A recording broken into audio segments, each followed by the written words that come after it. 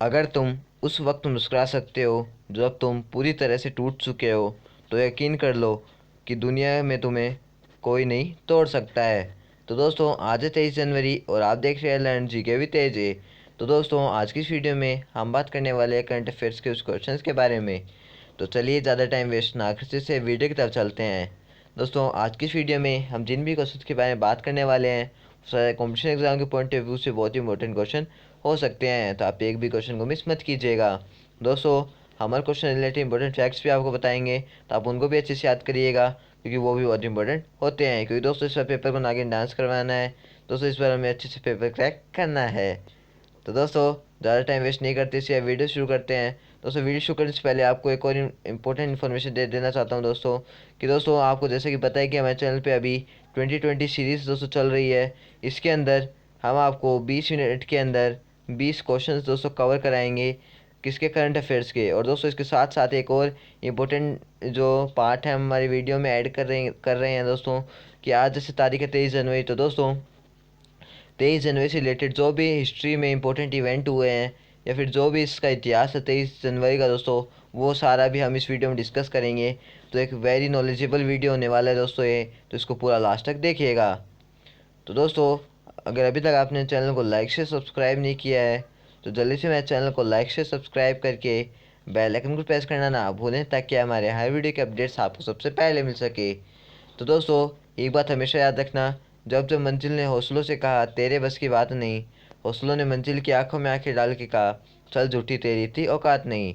दोस्तों, आपको एक और इम्पोर्टेंट इन्फॉर्मेशन देना चाहता हूँ दोस्तों। आप इस चैनल से UPSC, SSC, CGL, banking, railway, दोस्तों से ढेर सारे एग्ज़ाम्स की तैयारी आपके वाले से एक चैनल के थ्रू कर सकते हैं। आई होप दोस्तों, यूट्यूब पे ऐसा दूसरा चैनल नहीं होगा जो आपको डेली करंट अफेयर्स के साथ साथ दोस्तों करंट अफेयर्स की हमारी वीडियो डेली सुबह 4:30 बजे आ जाती है। और दोस्तों, इसके साथ साथ हम आपको रेगुलर जीके के अपडेट्स भी देते रहते हैं, तो वो भी बहुत इंपॉर्टेंट होता है। तो चलिए, हमारा आज का वीडियो शुरू करते हैं।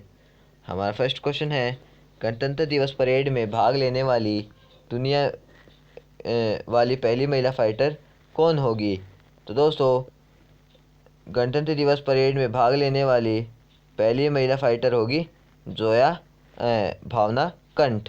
तो हमारा बी ऑप्शन सही है। तो चलिए दोस्तों, इसके आगे पॉइंट जानते हैं। दोस्तों, भावना कंठ को गणतंत्र दिवस परेड में हिस्सा लेने वाली पहली महिला फाइटर पायलट बनना है। वह 2016 में भारतीय वायुसेना में शामिल पहली महिला लड़ाकू पायलटों में से एक थी।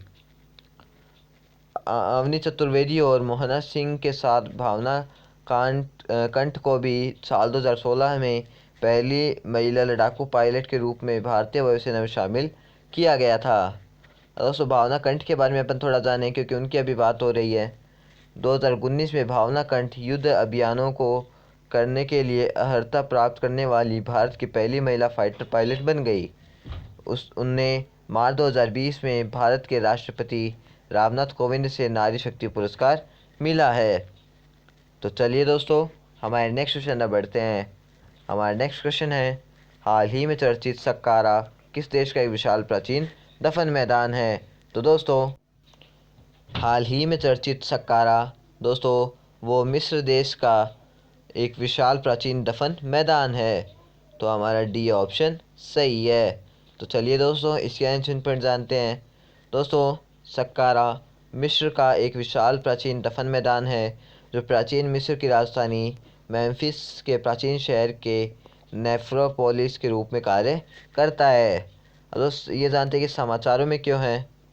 मिस्र ने एक अंतिम मंदिर और काकरों में पाए जाने वाले सबसे पुराने ताबूतों को उजागर किया, जो काहिरा के दक्षिण में विशाल नेक्रोपोलिस में एक और प्रमुख खोज है। मिशन में मिस्र के छठे राजवंश के पहले फिरौन राजा टेटी की पत्नी रानी नियरिट की अंतिम मंदिर का पता लगाया है। इस मिशन ने 50 से अधिक लड़की के ताबूतों के साथ 52 दफन शाफ्ट का भी पता लगाया। वे 3000 साल पहले की तारीख में सक्कारा में पाए जाने वाले दुनिया के सबसे पुराने सरकोफेगी है। तो चलिए दोस्तों, हमारे नेक्स्ट क्वेश्चन पर बढ़ते हैं। हमारा नेक्स्ट क्वेश्चन है, दोस्तों आपको वायु सैन्य अभ्यास का नाम बताना है जो भारतीय वायुसेना IAF और फ्रांस की वायुसेना के बीच द्विपक्षीय वायु अभ्यास है। तो दोस्तों उस अभ्यास का नाम है डेजर्ट 921। दोस्तों ये जो है ये भारतीय वायुसेना और फ्रांस की वायुसेना के बीच द्विपक्षीय वायु अभियान है। तो हमारा डी ऑप्शन सही है। दोस्तों ये जो क्वेश्चन इसको आप याद करिएगा, तो इससे रिलेटेड हमने एक और क्वेश्चन नीचे लिया है। डेजर्ट 921 भारतीय वायुसेना IAF और फ्रांसीसी वायु एवं अंतरिक्ष सेना के बीच द्विपक्षीय वायु अभ्यास है। इसे 20 जनवरी से 24 जनवरी के बीच जोधपुर में वायुसेना स्टेशन पर निर्देशित किया जाएगा। और दोस्तों इसकी प्रमुख बिंदु की तरफ रुख करें तो दोस्तों रक्षा मंत्रालय ने घोषणा की कि हाल ही में हटाए गए राफेल दावेदार जेट डेजर्ट नाइट 21 के लिए महत्वपूर्ण होंगे। फ्रांस की तरफ से Rafale, Airbus A330 multi role tanker transport, A400M सामरिक परिवहन विमान और लगभग 175 वायु सैनिक इस अभ्यास में भाग लेंगे। वहीं भारत की ओर से हिस्सा लेने वाली वायुसेना के विमानों में Miraj 2000, Su-30 MKI, Rafale, IL-78 flight के दौरान ईंधन भरने वाले विमान, AWACS तथा AEW&C विमान शामिल होंगे। तो चलिए दोस्तों हमारे नेक्स्ट क्वेश्चन पर बढ़ते हैं। हमारा नेक्स्ट क्वेश्चन है वन स्कूल वन IAS कार्यक्रम का शुभारंभ किस राज्य द्वारा किया गया है। तो दोस्तों वन स्कूल वन IAS कार्यक्रम का शुभारंभ केरल राज्य द्वारा किया गया है। तो हमारा ए ऑप्शन सही है। तो चलिए दोस्तों इसके आंसर पर जानते हैं। दोस्तों केरल के राज्यपाल आरिफ मोहम्मद खान ने हाल ही में वन स्कूल वन IAS कार्यक्रम की शुरुआत की, जिसका उद्देश्य गरीब मेधावी छात्रों के लिए UPSC सिविल सेवा IAS परीक्षा के लिए मुफ्त कोचिंग प्रदान करना है। दोस्तों अब इसके विवरण थोड़ा जानते हैं। कार्यक्रम को प्रायोजकों के समर्थन से वैदिक एरुडाइट फाउंडेशन द्वारा कार्यान्वित किया जाएगा। इस योजना के तहत केरल में 10,000 कमज़ोर आर्थिक रूप से कमज़ोर मेधावी छात्रों को सिविल सेवाओं और अन्य प्रतियोगी परीक्षाओं के लिए मुफ्त कोचिंग दी जाएगी। तो चलिए दोस्तों हमारे नेक्स्ट क्वेश्चन बढ़ते हैं। हमारा नेक्स्ट क्वेश्चन है हाल ही में चर्चित माउंट त्रिशूल किस राज्य में स्थित है। तो दोस्तों हाल ही में चर्चित माउंट त्रिशूल उत्तराखंड राज्य में स्थित है। तो हमारा बी ऑप्शन सही है। तो चलिए दोस्तों इसके आंसर पर जानते हैं। दोस्तों त्रिशूल पर्वत पश्चिमी कुमायूं की 3 हिमालय पर्वत चोटियों का एक समूह है जो एक समूहबद्ध है। इसकी मुख्य चोटी त्रिशूल है जो समुद्र तल से 7,120 मीटर यानी 23,359 फीट की ऊंचाई पर स्थित है। अब इसके विषय में थोड़ा जानते हैं। 3 शिखरों एवं एक त्रिशूल के समान है। हिंदी संस्कृत में त्रिशूल का नाम हिंदू भगवान शिव के त्रिशूल के नाम पर रखा गया है। 3 चोटियों का नाम त्रिशूल 1, त्रिशूल 2 और त्रिशूल 3 है। अब दूसरे जानते हैं समाचारों में क्यों है। भारतीय पर्वतारोहण फाउंडेशन ने हाल ही में माउंट त्रिशूल पर सर्दियों के चढ़ाई अभियान के लिए अर्जुन वाजपेयी के नेतृत्व में पर्वतारोहियों की 3 सदस्यीय टीम को मंजूरी दी थी। पहली बार भारतीय पर्वतारोहण फाउंडेशन ने शीतकालीन पर्वतारोहण की अवधारणा को मंजूरी दी है। तो चलिए दोस्तों हमारे नेक्स्ट क्वेश्चन में बढ़ते हैं।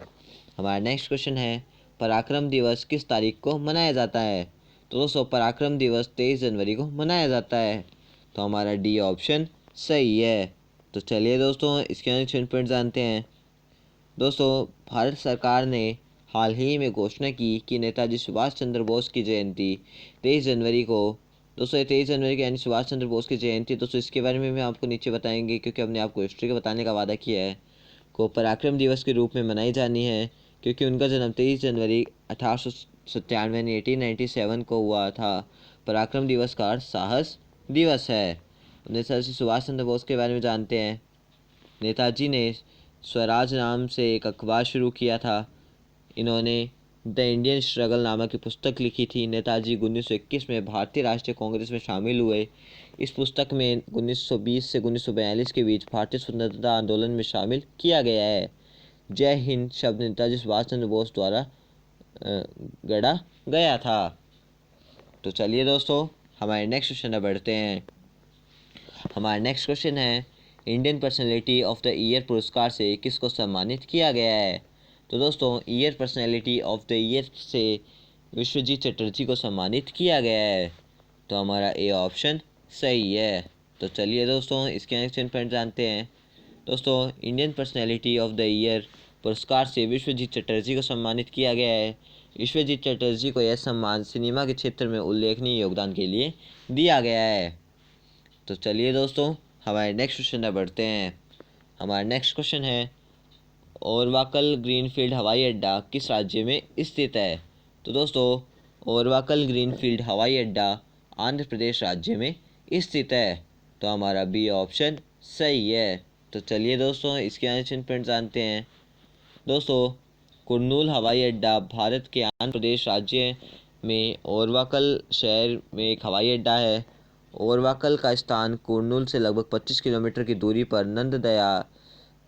नंदयाल और कुर्नूल से लगभग मध्य में है। ग्रीनफील्ड हवाई अड्डा Andhra Pradesh airport development corporation limited द्वारा बनाया गया था। अब दोस्तों, ये जानते हैं समाचार में क्यों है अभी।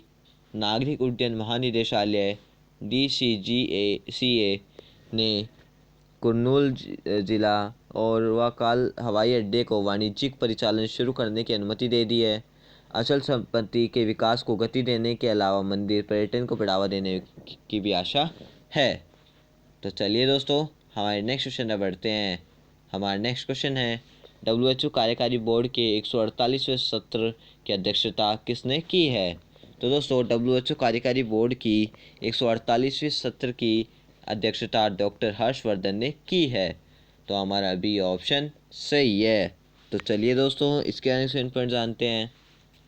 दोस्तों, केंद्रीय स्वास्थ्य और परिवार कल्याण मंत्री डॉक्टर हर्षवर्धन ने वीडियो कॉन्फ्रेंस के माध्यम से WHO कार्यकारी बोर्ड के 148वें सत्र की डिजिटल रूप से अध्यक्षता की है। कार्यकारी बोर्ड का 148वां सत्र 18 से 26 जनवरी 2021 से आयोजित किया गया है। तो चलिए दोस्तों, हमारे नेक्स्ट क्वेश्चन में बढ़ते हैं। हमारा नेक्स्ट क्वेश्चन है, महानंदा वन्यजीव अभयारण्य किस राज्य में स्थित है। तो दोस्तों, महानंदा वन्यजीव अभयारण्य पश्चिम बंगाल में स्थित है। तो हमारा डी ऑप्शन सही है। तो चलिए दोस्तों, इसके आंसर पॉइंट जानते हैं। दोस्तों, यह पश्चिम बंगाल भारत में दार्जिलिंग ज़िले में स्थित है। यह तीस्ता और महानंदा नदियों के बीच हिमालय की तलहटी पर स्थित है। 1959 में इसे मुख्य रूप से भारतीय बाइसन और शाही बंगाल बाघ की रक्षा के लिए अभयारण्य का दर्जा मिला है। अब दोस्तों, ये जानते हैं समाचार में क्यों हैं। पश्चिम बंगाल के महानंदा वन्यजीव अभयारण्य में पहली बार पंछी महोत्सव का आयोजन किया जा रहा है, जिसमें पक्षी प्रेमियों को वन में जाने तथा विविध प्रकार के पक्षियों को देखने का मौका मिलेगा। इस महोत्सव का आयोजन दार्जिलिंग वन्यजीव संभाग करेगा। तो चलिए दोस्तों, हमारे नेक्स्ट क्वेश्चन में बढ़ते हैं। हमारा नेक्स्ट क्वेश्चन है, हाल ही में मेजर स्टेटस कैटेगरी में नीति आयोग द्वारा जारी इंडिया इनोवेशन इंडेक्स 2021 में किस राज्य ने टॉप किया है। तो दोस्तों, हाल ही में मेजर स्टेटस कैटेगरी में नीति आयोग द्वारा जारी इंडिया इनोवेशन इंडेक्स 2021 में कर्नाटक राज्य ने टॉप किया है। तो हमारा डी ऑप्शन सही है। तो चलिए दोस्तों, इसके आंसर पर जानते हैं। दोस्तों, प्रमुख राज्य की श्रेणी में कर्नाटक ने शीर्ष स्थान पर कब्जा कर लिया। इसके बाद क्रमशः महाराष्ट्र और तमिलनाडु है। यानी दोस्तों, फर्स्ट पे कर्नाटक, सेकंड पे है महाराष्ट्र और थर्ड पे तमिलनाडु। तो चलिए दोस्तों, हमारे नेक्स्ट क्वेश्चन में बढ़ते हैं। हमारा नेक्स्ट क्वेश्चन है, किसी भी बैंक के ग्राहकों को विदेशी मुद्रा प्रीपेड कार्ड तेज़ी से प्राप्त करने में मदद करने के लिए किस बैंक ने अधिकृत मनी चेंजर्स के लिए मोबाइल ऐप InstaFX लॉन्च किया है। तो दोस्तों, किसी भी बैंक के ग्राहकों को विदेशी मुद्रा प्रीपेड कार्ड तेज़ी से प्राप्त करने में मदद करने के लिए ICICI बैंक ने अधिकृत मनी चेंजर्स के लिए मोबाइल ऐप InstaFX लॉन्च किया है। तो हमारा सी ऑप्शन सही है। तो चलिए दोस्तों, इसके आंसर पर जानते हैं। दोस्तों, ICICI बैंक ने 20 जनवरी को अधिकृत मनी चेंजर्स के लिए एक नया मोबाइल एप्लीकेशन InstaFX लॉन्च किया है, जिससे किसी भी बैंक के ग्राहकों को ICICI bank forex prepaid card तेज़ी से प्राप्त करने में मदद मिलेगी। दोस्तों, आईसीआईसीआई देश का पहला बैंक है जो मनी चेंजर्स की इस तरह की सुविधा दे रहा है। तो चलिए दोस्तों, हमारे नेक्स्ट क्वेश्चन पर बढ़ते हैं। हमारा नेक्स्ट क्वेश्चन है, नीति आयोग से इंडिया इनोवेशन इंडेक्स 2021 में कौन सा राज्य या केंद्र शासित प्रदेश शीर्ष पर उभरा है?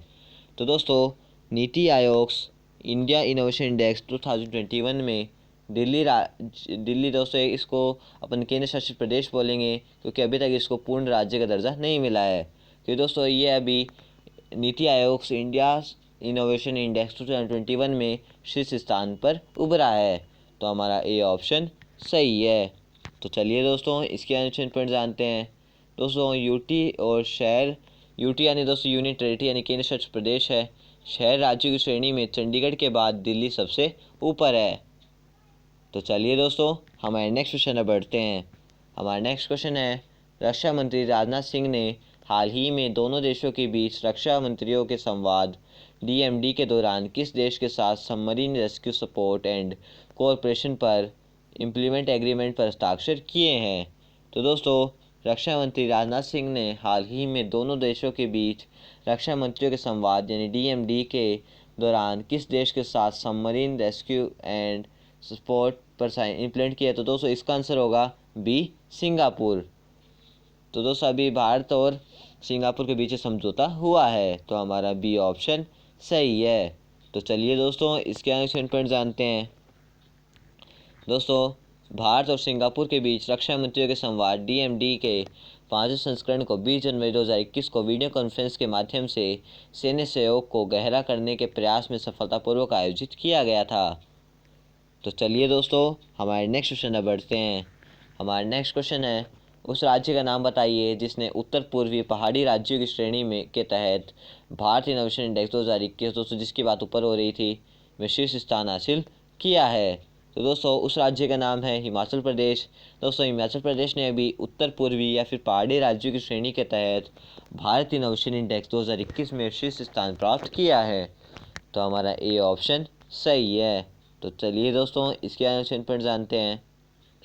दोस्तों, उत्तर पूर्वी पहाड़ी राज्यों की श्रेणी में जो हिमाचल प्रदेश है वो शीर्ष राज्य बनकर उभरा है। तो चलिए दोस्तों, हमारे नेक्स्ट क्वेश्चन पर बढ़ते हैं। हमारा नेक्स्ट क्वेश्चन है, इंडो फ्रेंच व्यायाम डेजर्ट नाइट 21 निम्नलिखित में से किसके द्विपक्षीय अभ्यास है? तो दोस्तों इंडो फ्रेंच व्यायाम डेजर्ट नाइट 21 निम्नलिखित में से वायुसेना के द्विपक्षीय अभ्यास है। तो हमारा डी ऑप्शन सही है। दोस्तों जैसा कि हमने आपको ऊपर बोला था कि इससे रिलेटेड हम आपके क्वेश्चन नीचे पूछेंगे तो वो क्वेश्चन ये रहा। तो चलिए दोस्तों, इसकी आंसर पॉइंट जानते हैं। दोस्तों वैसे इसके बारे में जो मेन इंपॉर्टेंट पॉइंट था वो हम ऊपर पढ़ चुके हैं और इसके बारे में थोड़ा और जानते हैं। भारतीय वायुसेना आईएएफ और फ्रांसीसी वायु और अंतरिक्ष बल 20 जनवरी को जोधपुर के वायुसेना स्टेशन जोधपुर में द्विपक्षीय अभ्यास डेजर्ट 21 का आयोजन करेंगे। तो चलिए दोस्तों, हमारे नेक्स्ट क्वेश्चन पर बढ़ते हैं। हमारा नेक्स्ट क्वेश्चन है, जो बाइडेन संयुक्त राज्य अमेरिका के कौन से अध्यक्ष बने हैं? तो दोस्तों जो बाइडेन संयुक्त राज्य अमेरिका के 46वें अध्यक्ष बने हैं। तो हमारा ई ऑप्शन सही है। तो चलिए दोस्तों, इसके आंसर पॉइंट जानते हैं।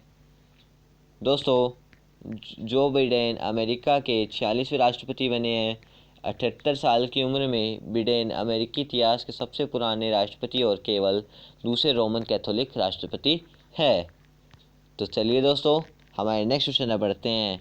हमारा नेक्स्ट क्वेश्चन है, निम्नलिखित में से किस राज्य ने हाल ही में पहला ऑनलाइन युवा radio station radio hills Youngistan का दिल लॉन्च किया है? तो दोस्तों निम्नलिखित में से हिमाचल प्रदेश ने हाल ही में पहला ऑनलाइन युवा radio station radio hills Youngistan का दिल लॉन्च किया है। तो हमारा बी ऑप्शन सही है। तो चलिए दोस्तों, इसके आंसर पर जानते हैं। दोस्तों मुख्यमंत्री जयराम ठाकुर ने हिमाचल प्रदेश का पहला ऑनलाइन युवा radio station radio hills Youngistan का दिल लॉन्च किया है। तो चलिए दोस्तों, हमारे नेक्स्ट क्वेश्चन पर बढ़ते हैं। हमारा नेक्स्ट क्वेश्चन है, निम्नलिखित में से किसे सुंदरम फाइनेंस लिमिटेड के प्रबंध निदेशक के रूप में नियुक्त किया गया है? तो दोस्तों निम्नलिखित में से राजीव लोचन को फाइनेंस लिमिटेड के प्रबंध निदेशक के रूप में नियुक्त किया गया है। तो हमारा सी ऑप्शन सही है। तो चलिए दोस्तों इसके एक्शन पॉइंट जानते हैं। दोस्तों सुंदरम फाइनेंस के बोर्ड ने 1 अप्रैल से राजीव लोचन निर्देशक रणनीति को प्रबंध निदेशक के रूप में नामित किया है। सुंदरम फाइनेंस लिमिटेड निश्चित स्तर में बदलाव किए हैं क्योंकि वर्तमान प्रबंध निदेशक टीटी श्रीनिवास राघवन 31 मार्च 2020 को सेवानिवृत्त होंगे। तो चलिए दोस्तों हमारे नेक्स्ट और लास्ट क्वेश्चन तक बढ़ते हैं। हमारा नेक्स्ट क्वेश्चन है, उस भारतीय क्रिकेटर का नाम बताइए जिसे वाणिज्यिक हितों के प्रबंधन के लिए जीएसडब्ल्यू स्पोर्ट्स द्वारा हस्ताक्षरित किया गया था। तो दोस्तों उस क्रिकेटर का नाम है ऋषभ पंत। दोस्तों इन्हें अभी जीएसडब्ल्यू स्पोर्ट्स द्वारा हस्ताक्षरित किया गया था। तो हमारा बी ऑप्शन सही है। तो चलिए दोस्तों इसके आंसर पर जानते हैं। दोस्तों ऋषभ पंत को जीएसडब्ल्यू ग्रुप की स्पोर्ट्स आर्म जीएसडब्ल्यू स्पोर्ट्स ने साइन किया था। दोनों पक्षों के बीच बहुवर्षीय संघ जीएसडब्ल्यू स्पोर्ट्स 23 वर्षीय क्रिकेटर के सभी वाणिज्यिक हितों और वाणिज्यिक अधिकारों का प्रबंधन करेगा जिन्होंने हाल ही में ऑस्ट्रेलिया में भारत की शानदार टेस्ट श्रृंखला जीतने में सबसे महत्वपूर्ण भूमिका निभाई थी। तो दोस्तों यहाँ पे हमारे करंट अफेयर्स के जो क्वेश्चंस थे दोस्तों वो कंप्लीट होते हैं। और दोस्तों अब हम शुरू करने वाले हैं हमारी हिस्ट्री। तो जैसे कि हमने आपको बताया था कि हम आपको हिस्ट्री के बारे में नॉलेज देंगे। आज 23 तारीख है, तो 23 तारीख से रिलेटेड जो भी हिस्ट्री में जो भी इम्पोर्टेंट इवेंट हुए हैं उसके बारे में हम आपको नॉलेज देंगे। तो दोस्तों हम आपको डेट नहीं बताएंगे बार बार। दोस्तों आप ये समझ लीजिएगा कि डेट जो है वो 23 जनवरी है। 1565 में हुए टेलीकोटा के युद्ध में हिंदू साम्राज्य विजयनगर का पतन हुआ। स्कॉटलैंड के रिचर्ड मोरे के अर्ल की 1570 में हत्या हुई। रॉयल एक्सचेंज की शुरुआत लंदन में 1571 में हुई थी। हॉलैंड और इंग्लैंड ने 1668 में आपसी सहयोग समझौता किया था। 1760 में हुए वांदीवाश के युद्ध में अंग्रेज़ों ने फ्रांसीसियों को हराया था। ह्यूमन सोसाइटी ऑफ फिलाडेल्फिया का गठन 1793 में हुआ था। 1793 में दूसरी बार पोलैंड का विभाजन हुआ था। नेपल्स इटली पर फ्रांसीसी सैनिक ने 1799 में कब्जा किया था। प्रेशिया ने ऑस्ट्रिया के बिना 1849 में जर्मन यूनियन का प्रस्ताव किया था। 1849 में मेडिकल डिग्री हासिल करने वाली पहली अमेरिका महिला एलिजाबेथ ब्लैकवेल बनी थी। 1913 में हुए सैनिक क्रांति में तुर्की की नाजिम पाशा मारे गए। भारत में 1920 में एयर मेल एवं वायु परिवहन सेवाओं की शुरुआत हुई थी। सोवियत संघ ने 21 जनवरी को हुई लेनिन की मृत्यु की आधिकारिक घोषणा 1924 में की थी। क्लाइड टॉम्बॉक ने 1930 में सबसे पहली बार प्लेटो ग्रह की फ़ोटो ली थी। अल सल्वाडोर ने सेना में 1932 में प्रदर्शन कर रहे 4000 किसानों की हत्या की थी। प्रतिरोपण प्रक्रिया के तहत अमेरिका के मिसिसिपी नगर में 1964 में पहली बार किसी पशु के अंग को मनुष्य के शरीर में लगाया गया, लेकिन थोड़ी देर बाद वह व्यक्ति मर गया था। दुर्गापुर अलॉय इस्पात संयंत्र की स्थापना 1965 में हुई थी। इंदिरा गांधी 1966 में भारत की प्रधानमंत्री बनी थी। भगवान गौतम बुद्ध के नगर कपिलवस्तु को 1976 में खुदाई में खोजा गया था। जनता पार्टी का गठन 1977 में हुआ था। संयुक्त राष्ट्र अमेरिका के राष्ट्रपति रिचर्ड निक्सन ने 1973 में वियतनाम शांति समझौते की घोषणा की थी। गैसोलीन की बिक्री पर 1991 में इराक के तेल मंत्रालय ने रोक लगाई थी। मध्य प्रदेश में गोवंश वध पर 2004 में पूर्णतः प्रतिबंध लागू किया गया था। फिल्मी और टेलीविज़न कार्यक्रमों में धूमपान दृश्यों पर लगा प्रतिबंध 2009 में समाप्त हो गया था।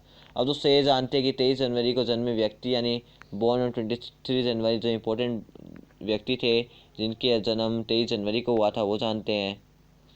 23 जनवरी 1809 को भारतीय स्वतंत्रता सेनानी वीर सुरेंद्र साई का जन्म हुआ था। 23 जनवरी 1897 को भारत के स्वतंत्रता सेनानी नेताजी सुभाष चंद्र बोस का जन्म हुआ था। दोस्तों आज इसी डेट को सुभाष चंद्र बोस की जयंती के रूप में मनाते हैं। 23 जनवरी 1926 को शिवसेना के संस्थापक और भारतीय राजनेता बाला साहेब ठाकरे का जन्म हुआ था। 23 जनवरी 1930 को पश्चिम भारतीय लेखक एवं नोबेल पुरस्कार विजेता डेरेक वॉलकॉट का जन्म हुआ था। 23 जनवरी 1814 को भारत के पुरातत्व अन्वेषण का पिता कहा जाने वाले कनिंघम का जन्म हुआ था। अब दूसरे जानते हैं, हमने जन्म की बात कर ली, अभी जानते हैं 23 जनवरी को हुए निधन के बारे में, यानी डाइड ऑन 23 जनवरी। 1664 को मराठा साम्राज्य के संस्थापक छत्रपति शिवाजी महाराज के पिताजी शाहजी महाराज का निधन हुआ था। 1975 को भारतीय समाज सेवक अमीय कुमार दास का निधन हुआ था। 1963 को भारत के महान क्रांतिकारी नरेंद्र मोहन सेन का निधन हुआ था। 1924 को सऊदी अरब के राजा शाह अब्दुल्ला का निधन हुआ था।